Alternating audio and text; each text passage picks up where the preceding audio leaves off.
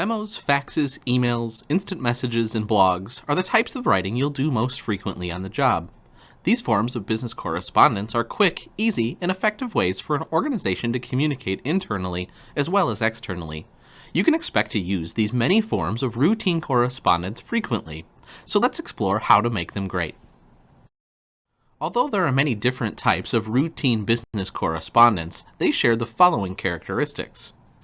First, each of these types of correspondence is streamlined for the busy world of work. Second, they give busy readers information quickly. While the messages they contain can be about any topic in the world of work, most often they focus on day-to-day activities and operations in your organization. 3. They're informal. Compared to letters, proposals, and reports, these kinds of routine correspondence are not as formal. They emphasize a conversational, yet professional style of writing. Number 4. Even though they're routine, they still demand a great deal of time and thought. Make sure your writing is clear, concise, and captivating. Finally, number 5. They represent your company. Routine messages are reflections of your company's image and your professionalism. Memorandum, usually shortened to memo, is a Latin word for something to be remembered. Memos are the most important routine business communication we'll talk about, so let's explore them in detail. Memos vary in format and the way they're sent. Generally, memos are branded with an organization's logo. Memos will look different than letters. They're less formal. Because they're often sent to individuals within your organization, memos do not have the formalities necessary in business letters, such as inside address, a formal salutation, a complimentary close, or a signature line. But if your memo extends to a second page, you do need to carry over at least 2 lines and include a page number at the top or bottom of subsequent pages. Let's look at memo formats in more detail. Let's take a look at memo parts. Basically, the memo consists of 2 parts: the header, or the identifying information at the top of your document, and the message itself. The header includes 4 easily recognized parts: to, from, date, and subject. On the to line, write the name and job title of the individual or individuals you want to receive. On the from line, insert your name and job title. On the date line, write the date out including month, date, and year, with the month spelled out, the date in a 2-character format, and the year in a 4-character format. On the subject line, key in the purpose of your memo. The subject line serves as the title of your memo. It summarizes your messages. Vague subject lines, such as new policy or operating difficulties or software, do not identify your message precisely and might suggest that you haven't restricted or developed it sufficiently. Think of your subject line as a newspaper headline. Get their attention and give them enough information to motivate further reading. Now on to your message, the body of a memo. Here are some questions your audience may ask and your memo needs to answer clearly and concisely. 1. When? When did it happen? Is it on, ahead of, or behind schedule? When does it need to be discussed or implemented? 2. Who? Who is involved? Who will be affected by your message? 3. Where?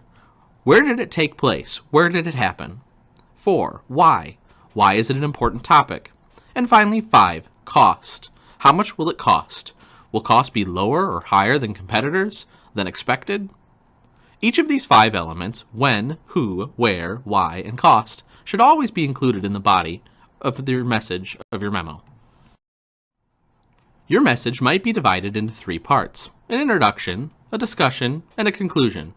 Regardless of how long or short your memo is, recall the 3 P's for success. Plan what you're going to say, polish your writing before you send it, and proofread everything. The introduction of your memo should do the following: tell readers clearly about the problem, procedure, question, or policy, explain briefly any background information that the reader needs to know, and be specific about what you're going to accomplish in your memo. Do not hesitate to come right out and say, "This memo explains new email security procedures." In the discussion section, the body of your memo, help readers in these ways: state why a problem or a procedure is important, indicate why and what changes are necessary, and give precise dates, times, locations, and costs. Finally, in your conclusion, state specifically how you want the reader to respond to your memo. To get readers to act appropriately, you can do one or more of the following: ask readers to call if they have any questions, Request a reply in writing or over the telephone, and provide a list of recommendations that the readers can accept, revise, or reject. Throughout your memo, use the following organizational markers where appropriate. Headings organize your work and make information easy for readers to follow. Numbered or bulleted lists help readers see comparisons and contrast readily and thereby comprehend your ideas more quickly. Now let's switch gears and talk about some guidelines for using email on the job. When you prepare and organize your email message, always consider your readers' specific needs as well as those of your organization. Following these guidelines will help you write effective business emails. First, make sure your email is confidential and ethical. Send nothing through email that you'd not want to see on your company's website or the front page of the local newspaper.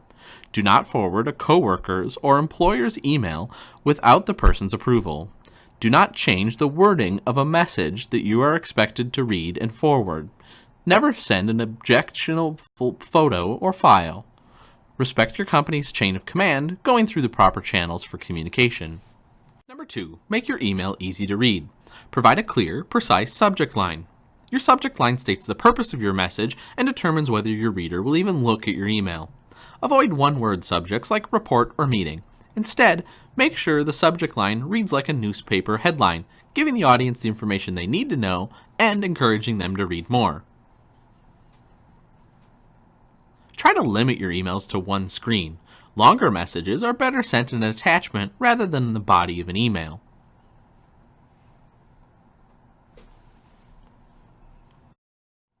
Number 3, observe the rules of Netiquette. Respond promptly to an email. Don't let emails pile up in your inbox. Check for new messages several times a day. If you'll be offline for an extended period of time, use an auto out-of-office reply feature. Do not keep sending the same email over and over again.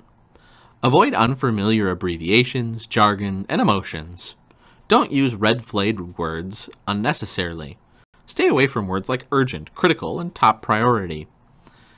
Make sure it's easy for others to contact you through your email. Number 4, adopt a professional style. Use a greeting, but always follow your company's policy or best practices in your organization. Get to the point right away. Readers receive a lot of email. They might only look at the first few lines of your content. Fill in background that explains the purpose of your message, but keep it clear and concise. Cut wordy phrases and send only the information your reader needs. Exclude unnecessary details and chatter. Number 5, respect your international readers. Use international English, which calls for short sentences, common words, and so on. Number 6, ensure that your email is safe and secure. Use email protection services and softwares.